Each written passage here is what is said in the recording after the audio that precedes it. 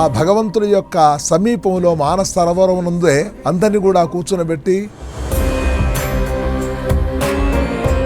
పరమేశ్వరుడు సాక్షాత్తు అక్కడ కొలువుదీరి ఉన్నటువంటి దివ్య క్షేత్రం. వచ్చినటువంటి యాత్రికులందరి చేత ఒక రుద్రం.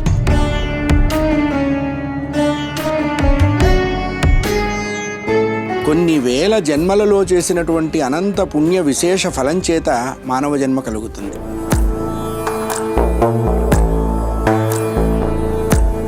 ఆ భగవద్ ధ్యానంలో పరమేశ్వర అనుగ్రహాన్ని సంపూర్ణంగా పొందాలని కోరుతూ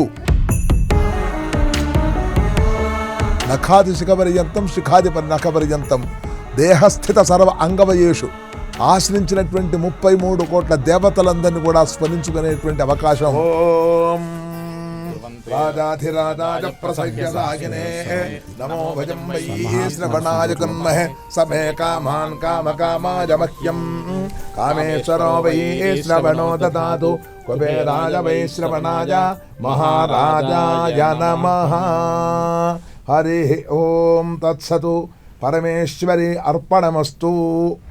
మాతో పాటు ముప్పవరపు వెంకట సింహాచల శాస్త్రి గారు రావటం, నేను భగవంతుని యొక్క లీనమే భగవంతుని యొక్క పరమేశ్వరుని పొంది మహన్యాసపూర్వకంగా ఏకాశ రుద్రవారాభిషేకము మరియు మిగతా హోమాలన్నీ చేసి వాళ్ళందరి ఆశీర్వచనం చేసుకొని అందరూ సుఖవంతులుగా ఉండి సుక్షేమంగా తిరిగి యాత్ర చేసి పరిక్రమ చేసేదానికి కూడా శక్తిని సమకూర్చుకొని మనోభావం మనస్సుతోనే శక్తిని సంపాదించుకొని యాత్ర తిరిగి రావాలని మనసారా కోరుకుంటూ ఆ భగవంతుని యొక్క సమీపంలో మానస సరోవరం నుండే అందరినీ కూడా కూర్చునబెట్టి మహాన్యాసము రావణ బ్రహ్మ సృష్టించినటువంటి మహాన్యాసం ఉంది. అటువంటి మహాన్యాసాన్ని కూడా చెప్పి సంకల్పం చెప్పి వచ్చినటువంటి యాత్రికులందరి చేత ఒక రుద్రం నమ్మకం చమకం కలిపితే ఒక రుద్రం అవుతుంది. అందరితో కూడా అభిషేకం చేయటం, గణపతి హోమం, నవగ్రహ హోమం సంబంధించినటువంటి యొక్క ఈశ్వరుడి యొక్క రుద్ర హోమం హోమాలను కూడా చేయటం, పూర్ణాహుతి మహాహుతి ఇలాంటివి కూడా చేసేసి వాళ్ళందరూ వచ్చిన వాళ్ళందరూ కూడా సుఖంతో శాంతంతో భగవంతుని యొక్క భక్తితో లీనమై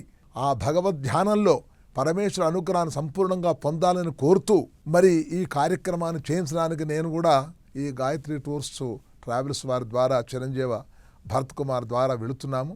హరి ఓం తత్సత్. అజ్ఞానాం జాహ్నవీ తీర్థం విద్యాతీర్థం వివేకినాం సర్వేషాం సుఖదం తీర్థం భారతీ తీర్థమాశ్రయేత్. హరయే నమః. ఓం నమో భగవతే వాసుదేవాయ. ఆత్మస్వరూపులైనటువంటి మహాత్ములందరికీ అనేకానేక నమస్సుమనస్సులు సమర్పిస్తూ 2026 జూన్ 28వ తేదీన Shri Gayatri tours and travels వారిచే నిర్వహింపబడుతున్నటువంటి కైలాస మానస సరోవర యాత్రా విశేషాలు ఒక్కసారి మనం కూడా తెలుసుకుందాం. మనం కూడా భగవంతుడి యొక్క దివ్య అనుగ్రహం చేత ఆ యాత్ర చేసేటువంటి మహద్భాగ్యాన్ని పొందుదాం. ఇతరులకు కూడా ఆ అవకాశాన్ని అందిద్దాం. అందరితో కలిసి ఈ దివ్యమైనటువంటి యాత్రా విశేష సంరంభంలో మహదానందాన్ని అనుభవిద్దాం. హరయే నమః. జంతువునాం నరజన్మ దుర్లభం అని చెప్పారు శంకర భగవత్పాదుల వారు. 84 లక్షల జీవరాశుల్లో మానవ జన్మ చాలా దుర్లభము అని చెప్పారు. అంత తేలికగా దొరికేటువంటి జన్మ కాదు మానవ జన్మ. కొన్ని వేల జన్మలలో చేసినటువంటి అనంత పుణ్య విశేష ఫలం చేత మానవ జన్మ కలుగుతుంది. అయితే ఈ కలిగిన జన్మ సార్థకం ఎలా అవుతుంది అని చెప్పి భగవత్పాదుల వారి ఒక ప్రశ్న వేశారు. మనుష్యత్వం, మనుష్యుడిగా జన్మించినటువంటి ఈ జీవుడికి ఎప్పుడు సార్థకత అన్నారు. బాగా సంపాదించిన రోజు సార్థకత కాదు నాన్న, బాగా తిన్న రోజు సార్థకత కాదు, ఇవన్నీ వెళ్ళిపోతాయి. ఇవన్నీ వెళ్ళిపోయినప్పటికీ శాశ్వతంగా నిలబడేటువంటి ఒక స్థితి, అది మాత్రమే మానవ జీవితానికి సార్థకత అన్నారు. ఏమిటండి అదని అడిగారు శిష్యులు. ముముక్షుత్వము అన్నారు, మోక్షాన్ని పొందటము అన్నారు. అమ్మ బాబోయ్, మామూలుగానే చాలా ఇబ్బందికరమైనటువంటి వాతావరణంలో బ్రతుకుతూ ఉన్నటువంటి మాకు మోక్షం అంత సులభ సాధ్యమా అని అడిగారట. వెంటనే భగవత్పాదుల వారు నవ్వి, చాలా తేలికనైన మోక్షాన్ని పొందటం, అది పొందేటువంటి మార్గం ఏమిటి అన్నారు. మహాపురుష సంశ్రయం అని చెప్పారు. సజ్జనుల యొక్క సాంగత్యం చెయ్యాలి అని చెప్పారు.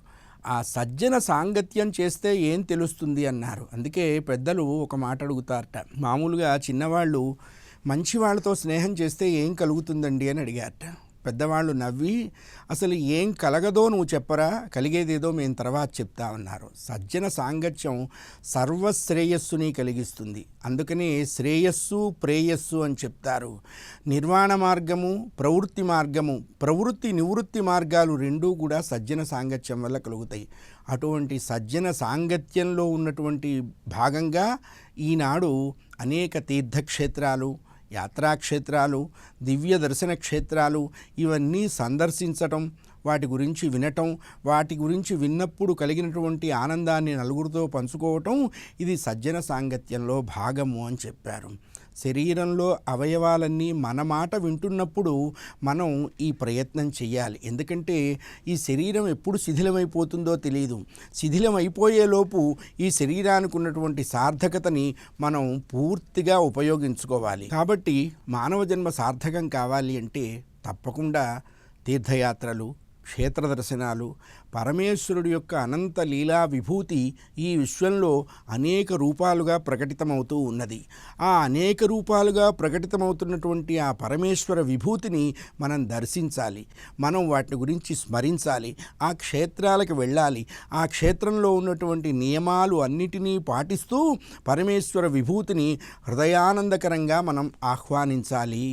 ఈ మనస్సు అనేటువంటి సరోవరంలో పరమేశ్వరుడు అనేటువంటి చైతన్య స్వరూపం, హృదయం అనేటువంటి కైలాసంలో ఆయన నిరంతరం పరిభ్రమిస్తూ ఉంటాడు. ఇదే కైలాస మానస సరోవర యాత్ర. ఇది అంతరార్థం. అయితే ఇంత అంతరార్థం మనకు ఎలా గ్రహింపబడుతుంది, ఎలా తెలియబడుతుంది అంటే బాహ్యంలో మనం ప్రయత్నం చేస్తేనే తెలియబడుతుంది. ఇప్పుడు యాపిల్ పండు ఉన్నది, యాపిల్ పండు తింటే దాని యొక్క రుచి మనకి తెలుస్తుంది. ఇంకొకరికి మనం చెప్పేటువంటి అవకాశము కలుగుతుంది. యాపిల్ పండు ఎర్రగా ఉన్నది, తొడిమె ఉన్నది, దీనివల్ల లాభం లేదు. అలాగే క్షేత్ర దర్శనం మనం చేసినప్పుడు మన మనస్సుకి మన జన్మాంతర సంస్కారం చేత ఒక దివ్యమైన అనుభూతి కలుగుతుంది. ఆ అనుభూతిని మనం జీవితంలో చివరి వరకు కూడా దాన్ని మనం గుర్తుపెట్టుకుంటాం. ఎప్పుడు ఆ అనుభూతి తాలూకు వాసనలు మనలో కలిగినా మనకి ఒక్కసారి మనస్సు ఆ ప్రాంతానికి వెళ్ళిపోతుంది. అలా వెళ్ళేందుకు ఉపకరించేటువంటి ప్రాంతమే కైలాస మానస సరోవరము అని చెప్పారు. అస్యుత్తరస్యాం దిశిదేవతాత్మ హిమాలయో నామ నగాధిరాజ అని చెప్పారు కాళిదాస మహాకవి. పరమేశ్వరుడు తన ఇచ్ఛామాత్రం చేత సకుటుంబ బంధుమిత్ర సపరివార సమేతంగా కొలువయ్యున్నటువంటి దివ్యక్షేత్రమే కైలాస మానస సరోవరం. అందుకనే కైలాస శిఖరే రమ్యే శంకరస్య శివాలయం అని చెప్తారు. పరమేశ్వరుడికి ఆవాస స్థానం కైలాసం. ఆ కైలాసంలో మానస సరోవరం. ఆ మానస సరోవరంలో అంబతో కూడి ఉన్నటువంటి మహాదేవుడి యొక్క దివ్య దర్శనం మనం చేసే ప్రయత్నం చేయాలి. అంటే ఈ చర్మచక్షువులకి పరమేశ్వరుడి సందర్శనం అవుతుందా అనేటువంటి ఒక అభిప్రాయం ప్రతి వాళ్ళకి కలుగుతుంది. ఎందుకంటే మనం ఏదన్నా ప్రయత్నం చేసేటప్పుడు దీనివల్ల లాభ నష్టాలు బేరీజ్ వేసుకుంటాం. మానవ జన్మ లక్షణం అది. కాబట్టి దీనివల్ల మనకి లాభం ఏమిటి అంటారు. నాయన కొన్ని అభౌతికమైనటువంటి ఆనందాన్ని కలిగిస్తాయి. అందుకనే భౌతిక ఆనందం వేరు, అలౌకిక ఆనందం వేరు. కైలాస మానస సరోవర యాత్ర చేస్తే ఏం కలుగుతుంది అన్నారు. నీ జన్మకు సార్థకత కలుగుతుంది అని చెప్పారు. అసలు నువ్వెందుకు పుట్టావో నీకు తెలుస్తుంది అన్నారు. ఎలా ఉండాలో నీకు తెలుస్తుంది అన్నారు. ఎలా ఉంటున్నావో నీకు తెలుస్తుంది అన్నారు. నీ ప్రాంతంలో నువ్వు ఉండటం గొప్ప కాదురా నాన్న. కాలం బాగా ఉన్నప్పుడు క్రిమికీటకాదులకు కూడా బ్రహ్మాండంగానే గడిచిపోతుంది. కాలం వ్యతిరిక్తమైనప్పుడు మనమేంటో మనకి తెలుస్తుంది అన్నారు. అందుకని యాత్రలు, క్షేత్రాలు, దర్శనాలు ఎందుకు అన్నారు? జన్మార్జితమైనటువంటి మహాపుణ్యాన్ని ఇంకొంచెం మనం పెంచుకోవటం కోసం. పుణ్యం పెరిగితే ఏమవుతుంది అన్నారు? జ్ఞానం కలుగుతుంది అన్నారు. జ్ఞాన సిద్ధి కలిగితే ఏమవుతుంది అన్నారు? పరమేశ్వరుడు నేనే అనేటువంటి సమాధి కలుగుతుంది. ఆ సమాధి కలగటం కోసమే ఇవన్నీ మనం చెయ్యాలి. కర్మాచరణ ఎందుకు చెయ్యాలి అన్నారు? కర్మాచరణ ద్వారా జ్ఞానం కలగాలి. జ్ఞానం కలిగేంత వరకు కర్మని ఆచరించమని చెప్పింది ధర్మశాస్త్రం. అటువంటి మహావిభూతి మన మానవ జన్మలో మనం చాలా అదృష్టవంతులం. ఈనాడు ఇన్ని ప్రయాణ సౌకర్య విశేషాలన్నీ కలిగి ఉండటం నిజంగా కలియుగంలో పుట్టినటువంటి మానవులకి ఒక విధంగా మహదదృష్టం. 2026 జూన్ 28వ తేదీ గాయత్రి టూర్స్ అండ్ ట్రావెల్స్ వారిచే 9 రాత్రులు 10 పగళ్ళగా ఈ యాత్రా విశేషం నిర్వహింపబడుతూ ఉన్నది.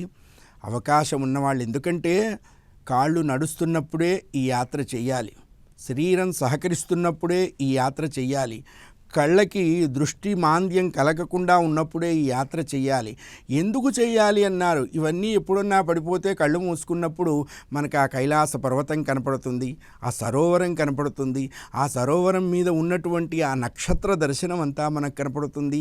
రావణ బ్రహ్మ కైలాస పర్వతాన్ని తన కుడి చేత్తో ఎత్తడానికి ఎడం చేతిని నేల మీద మోపి ఆ బలాన్ని చూపించినటువంటి ఆ అంగుళీ ముద్రలు కూడా మనకు కనపడతాయి. అవన్నీ మన మనస్సుకి తెలియనటువంటి అపరిమితమైన అలౌకిక ఆనందాన్ని కలిగిస్తాయి.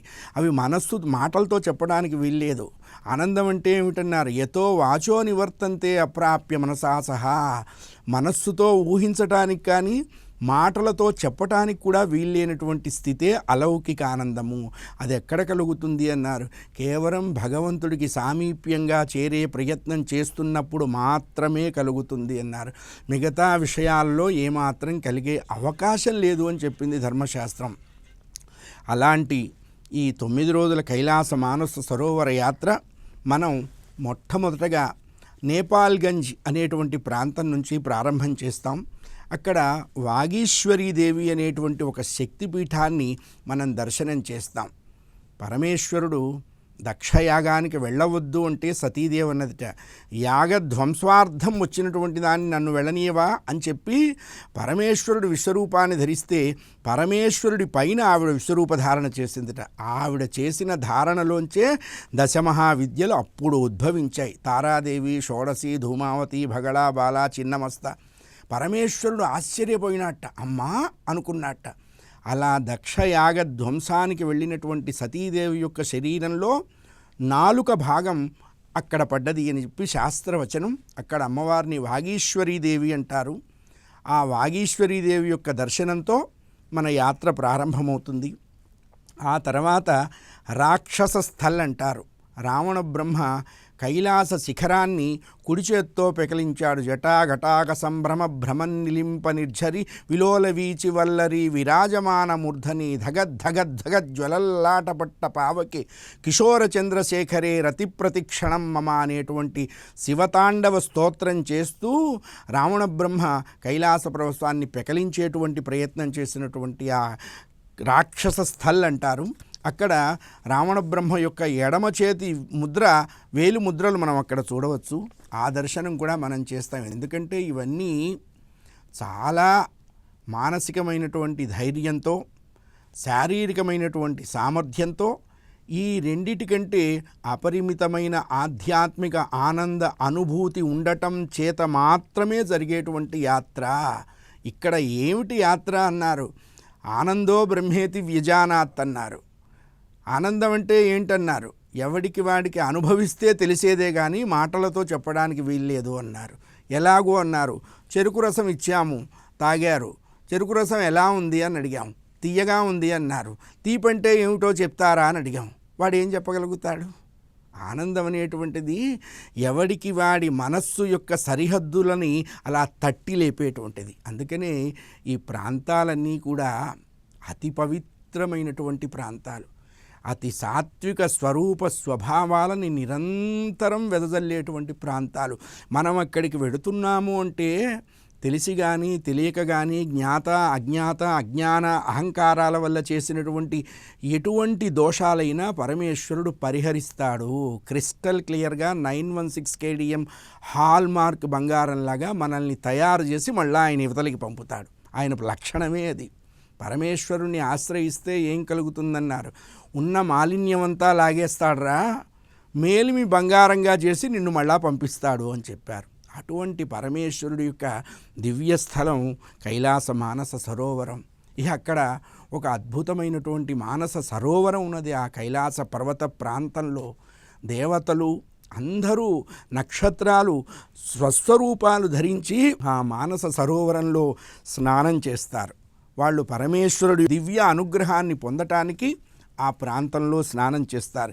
ఇవన్నీ కూడా మనం ప్రత్యక్షంగా దర్శించేటువంటి ఒక అద్భుతమైనటువంటి విశేషాలు, అద్భుతమైనటువంటి రహస్యాలు. ఆ తర్వాత ఇంకొకటి యమద్వారము అని ఉన్నది. అంటే ఎట్లా వెళ్ళినా జీవుడు ఇప్పుడు స్వర్గానికి వెళ్ళేవాళ్ళు ఎలా వెళతారు అన్నారు, నరకంలోంచే వెళ్ళాలి అన్నారు. అది తప్ప రెండో మార్గం లేదు అన్నారు. ఎందుకండి అన్నారు, నరకంలోంచి వెళుతూనే స్వర్గద్వారం చేరాలి. నరకానికి స్వర్గానికి తేడా ఏమిటన్నారు. అబ్బే రెండు లేవండి, ఉన్నది ఒకటే. పాపం చేసినటువంటి వాళ్ళకి మంచి ఎండలో చెప్పులు లేకుండా నడిపిస్తారు, పుణ్యకార్యాలు చేసిన వాళ్ళకి చెప్పులు ఇచ్చి పంపిస్తారు. పాపం లేని వాడికి గొడుగు లేకుండా పంపిస్తారు, పాపం ఉన్నవాడికి. పాపం లేని వాడికి గొడుగిచ్చి పంపిస్తారు. అంటే జీవుడు అనేటువంటి వాడు స్వర్గాన్ని పొందాలన్నా నరకద్వారం నుంచే స్వర్గప్రవేశం చేయాలంటే దీంట్లో ఉన్న అంతరార్థం ఏమిటి అన్నారు. పదార్థ జ్ఞానం తెలుస్తుందిరా, పరమార్థ జ్ఞానం అంత తొందరగా తెలియదు. అందుకని పరమార్థ జ్ఞానాన్ని బోధించేటువంటి వాడిని గురువు అన్నారు. ఆ గురువు ఎవరన్నారు, పరమేశ్వరుడే గురువు. అందుకని మన ఆధ్యాత్మిక విద్యా సంప్రదాయం ఓం నమశివాయ సిద్ధన్నమః అనేటువంటి మంత్రంతో ప్రారంభమవుతుంది. క్యాట్, హ్యాట్, ర్యాట్, బ్యాట్ ఈ సంప్రదాయం మనకి లేదు.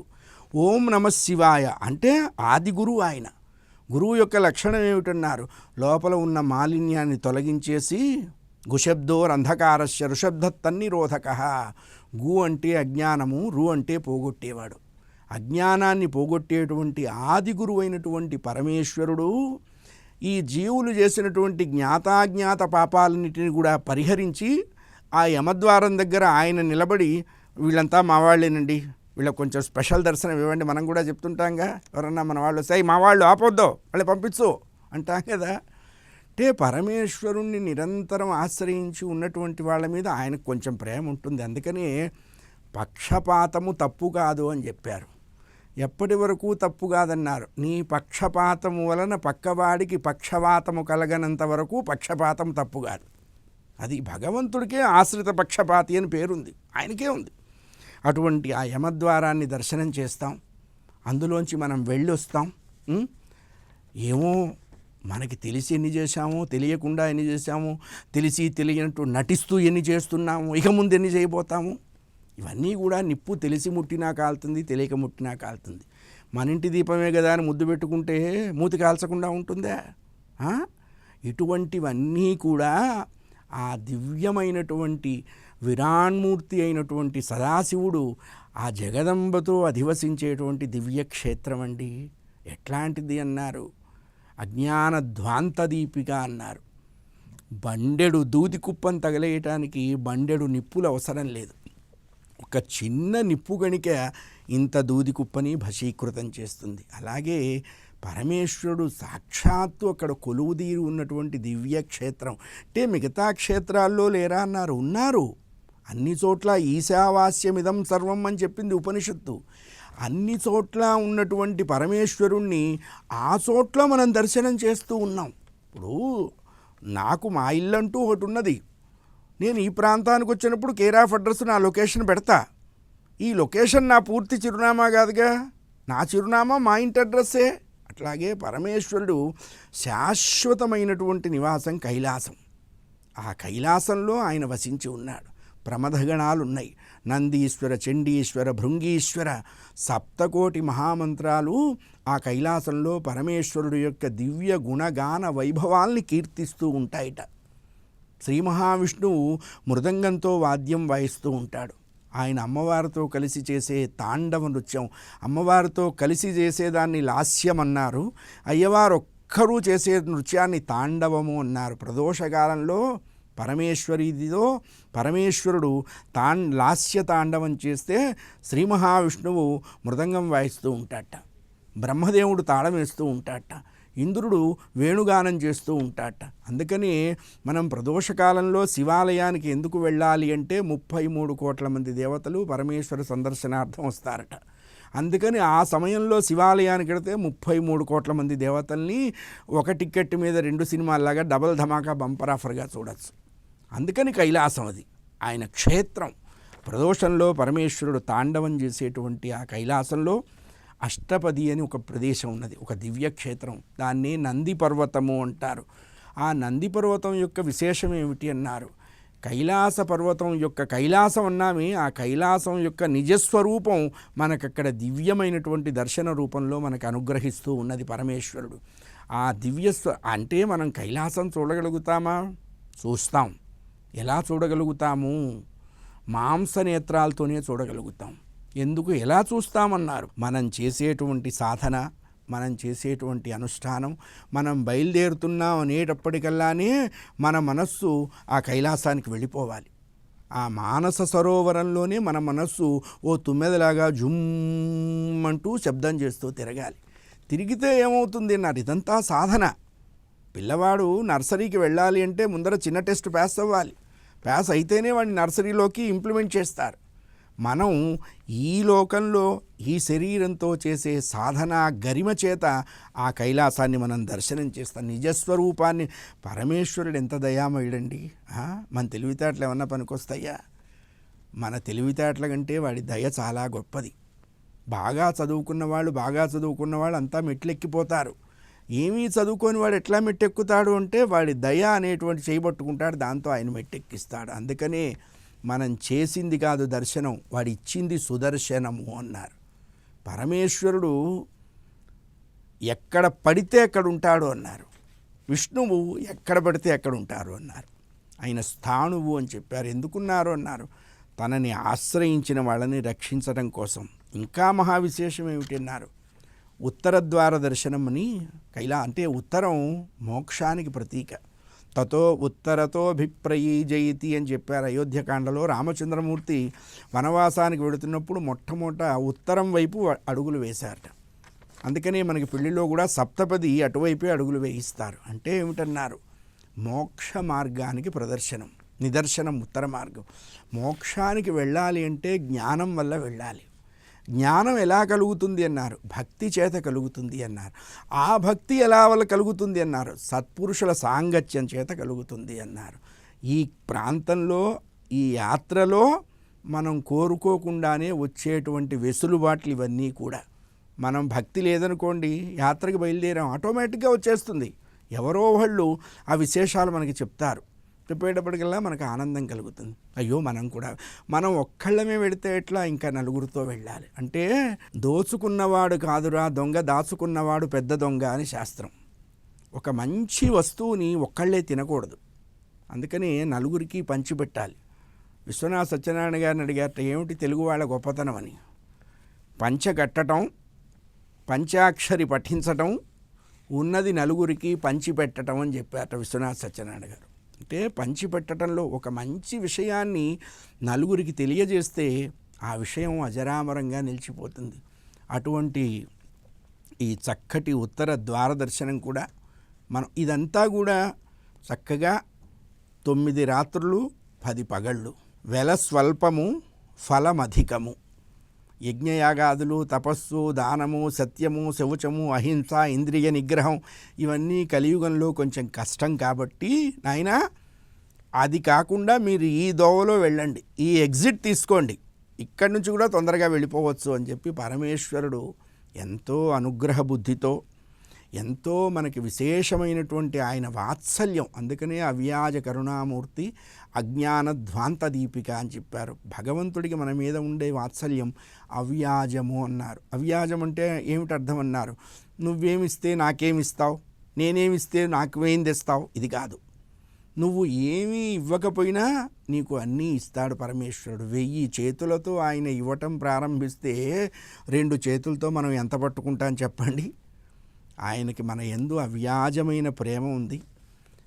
ఈ యాత్ర నిజంగా మానవ జన్మకు పరిపూర్ణతని చేకూరుస్తుంది, అందులో అనుమానమేం లేదు. డబ్బు సంపాదించవచ్చు, సుఖాలు అనుభవించవచ్చు, భోగాలు అనుభవించవచ్చు, ఇవన్నీ మనం చూస్తుండగానే క్షయమైపోతాయి.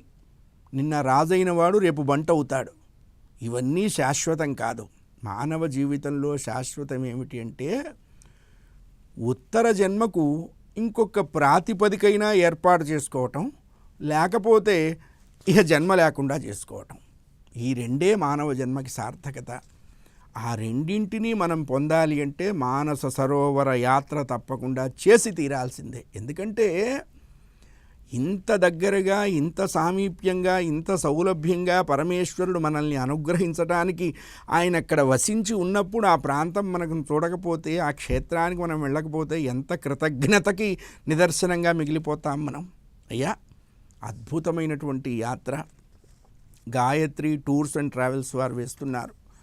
చాలా సౌలభ్యం, సౌకర్యం, వీటన్నిటికంటే కూడా అనంతమైనటువంటి ఆధ్యాత్మిక ఆనందాన్ని మనం చివరి శ్వాస వదిలేంత వరకు మిగిల్చేటువంటి ఒక దివ్యమైనటువంటి యాత్ర. 2026 జూన్ 28వ తేదీ హైదరాబాద్ నుంచి ప్రారంభమవుతుంది ఈ యాత్ర. పరమేశ్వరుడి యొక్క దివ్య దర్శనాన్ని మన ప్రయత్నం మనం చెయ్యాలి. షడ్భాగం మానవయత్నం, సప్తమం దైవచింతనం అన్నారు. విశేషం ఏమిటి అంటే ఈ అశ్వ సంవత్సరంలో చేసేటువంటి కైలాస మానస సరోవర యాత్ర 12 సంవత్సరాలు కైలాస మానస సరోవర యాత్ర చేస్తే ఎటువంటి ఫలితం కలుగుతుందో ఆ 12 సంవత్సరాల ఫలితం అంతా కూడా ఈ అశ్వ సంవత్సరం 2026 జూన్ 28 నుంచి ప్రారంభమయ్యేటువంటి ఈ యాత్ర వల్ల కలుగుతుంది. అందులో అనుమానం లేదు. అందుకనే దీనికి అశ్వ సంవత్సరము అని పిలుస్తారు వాళ్ళు. అద్భుతమైనటువంటి, అంటే 12 ఏళ్ళు మనం వెళ్ళినా వెళ్ళకపోయినా ఈ సంవత్సరం వెళ్ళి చేసేటువంటి యాత్ర వల్ల వచ్చే 12 ఏళ్ళు యాత్ర చేస్తే ఎటువంటి ఫలితం పొందుతామో అటువంటి ఫలితాన్ని పరమేశ్వరుడు మనకు అందించదలుచుకున్నాడు. కాబట్టి అశ్వ సంవత్సరంలో మన మనస్సు అనేటువంటి అశ్వాన్ని ఆయన కళ్యాలు వదిలిచి బయలుదేరండి అని చెప్పి నిశ్చయించాడు. తన్మే మన శివ సంకల్పమస్తు. అటువంటి ఆనందాన్ని మనకు అందిస్తున్నారు గాయత్రి. ఆ గాయత్రి వేదమాత ద్వారా మనం సదాశివ సందర్శనం చేస్తున్నాం. సదాశివో వేదాధ్యాయి సదాశివో వేదాధ్యాయి అని చెప్తారు. అటువంటి ఆ గాయత్రి టూర్స్ అండ్ ట్రావెల్స్ వారి వల్ల జరిగేటువంటి యాత్రలో అందరూ భాగం పంచుకుందాం, అందరూ భాగస్థులు అవుదాం. ఈ ఆధ్యాత్మిక ఫలితాన్ని అందరూ సమభాగాలుగా పంచుకుందాం.